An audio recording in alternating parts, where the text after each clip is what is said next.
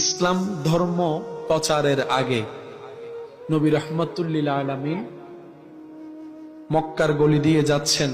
এক ঘর থেকে কান্নার আওয়াজ শুনে নবীজি থেমে ওই ঘরে গিয়ে দেখলেন একজন কালো বর্ণের মানুষ, হাবশী গোলাম, তৎকালীন সময়ে কাজ করছে, শরীর থেকে ঘাম ঝরছে, চোখ থেকে পানি পড়ছে।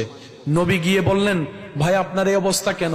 তখন উত্তরে তিনি বললেন, ভাই আমার শরীরে অনেক গায়ে জ্বর, কিন্তু যার আন্ডারে চাকরি করি সে আমার প্রতি কোনো মায়া দেখায় না, মহাব্বত দেখায় না। আমাকে কাজগুলা বুঝাই দিতে হবে সকাল হতে হতেই, সেজন্য শরীরে জবাব দিয়ে দিয়েছে, কাজ করতে পারবে না, তারপর আমার করতে হচ্ছে, না হয় আমাকে মারের উপর মার দিবে, আঘাতের উপর আঘাত দিবে।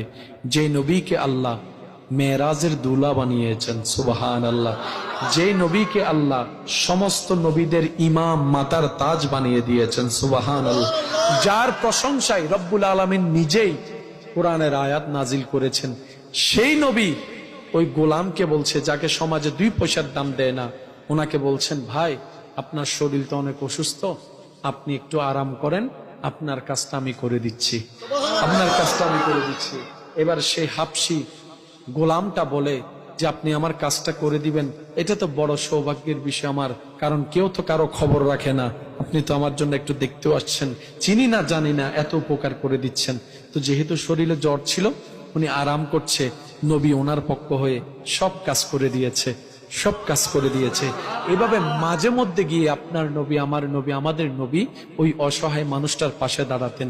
যখন আল্লাহর হুকুম আসলো ইসলাম প্রচারের জন্য, আমার নবী, আপনার নবী যখন বলা শুরু করলেন, ইয়া আইয়ুহান নাস কুলু লা ইলাহা ইল্লাল্লাহ, যখন লা ইলাহা ইল্লাল্লাহ ইসলামের দাওয়াত দেওয়া নবীজি শুরু করলেন, আপনারা জানেন আমার নবী থেকে মানুষকে সরানোর জন্য তারা একটা প্রপাগান্ডা শুরু করেছিল, মিথ্যা তহমত দেওয়া শুরু করেছিল।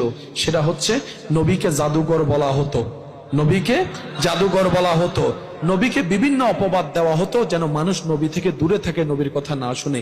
আস্তে আস্তে আস্তে যখন এই ইসলামের দাওয়াতটা ওই গোলামের কাছে কানের মধ্যে আসলো, ইসলামের দাওয়াত, তখন তিনি এই খবরটা যখন প্রচার শুনতে লাগলেন, একদিন রাতে নবীজি ওনার কাছে গেলেন ওনাকে দেখতে।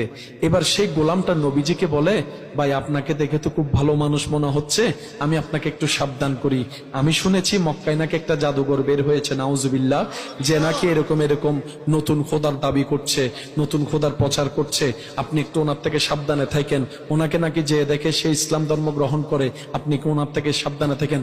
গোলাম বলছে, সাবধান করছে আমাদের নবীকে।